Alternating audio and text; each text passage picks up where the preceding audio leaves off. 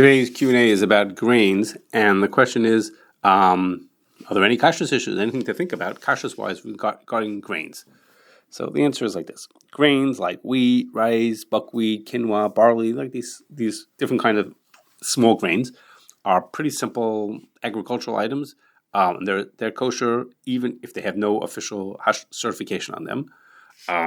Nonetheless, there are a couple of things that are worthwhile to think about, not all that are relevant, at least from time to time. The first is, there's a difference between the 5 primary grains and all the other grains. And that is, there are 2 special halachas that apply only to those five primary grains, which are wheat, barley, rye, spelt, and oats. And those 2 halachas that apply to them are yashan and chametz.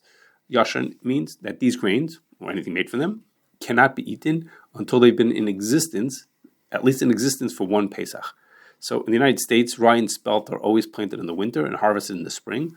So they're always yashan because they've always, by the time they come to market, they've already been around for 1 Pesach. Wheat, barley, and oats, which are planted in the spring, meaning after Pesach, and are harvested in the summer, will not be considered yashan, won't be considered old and mutter until after the next Pesach. Now, many people follow the opinion that yashan is not a concern out of Eretz Yisrael for grains that were grown by someone who's not Jewish.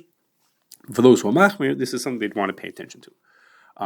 Same as with yashan, these 5 grains are the only ones that can become chametz, and therefore, if you have flour or food that made from these grains, needs to be destroyed or sold before Pesach.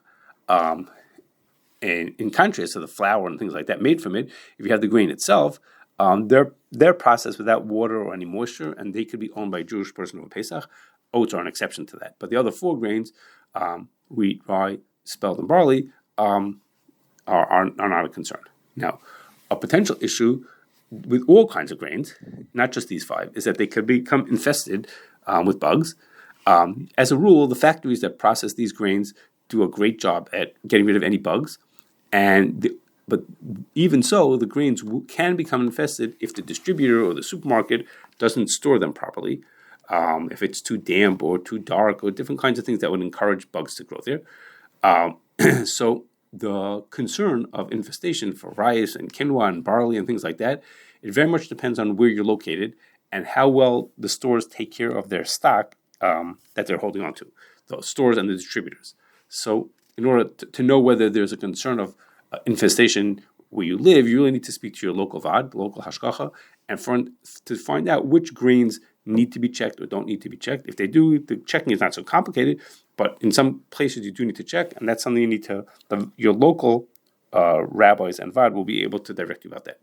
One last concern is bishul akum. Now, bishul akum at first sounds really strange. What do you mean bishul akum? Bishul akum means that a Jewish person has to be part of the cooking of certain foods, but if I'm buying grains seem to be raw, so how could it be bishul akum if it's not even cooked at all? And the answer is that even though some of those grains look raw, surprise, they are actually cooked at the factory. And 2 examples of that are bulgur and instant rice.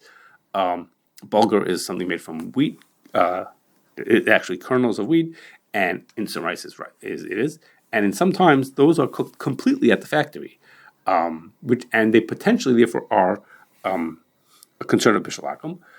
And so, now, some of the things that the hashgachas think about in deciding whether it is or is not a concern of bishul akum is, first of all, will the consumer have to cook it further, or are they just basically just warming it up and making it moist in order to eat it?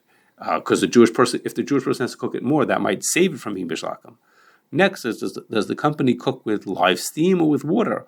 And if they cook with live steam, is that possible reason to not require bishul Yisrael? And the last is, are the foods that are being cooked, are they dignified and fancy enough to be served at Shulchan Lachem and therefore require bishul Yisrael? So those are things that hashgacha would think about for these items when they're partially cooked. And as a consumer, seeing the hashgacha on the package is their way of knowing that someone's thought this through and come to a decision that the kashrut issues have been taken care of and they can eat the food.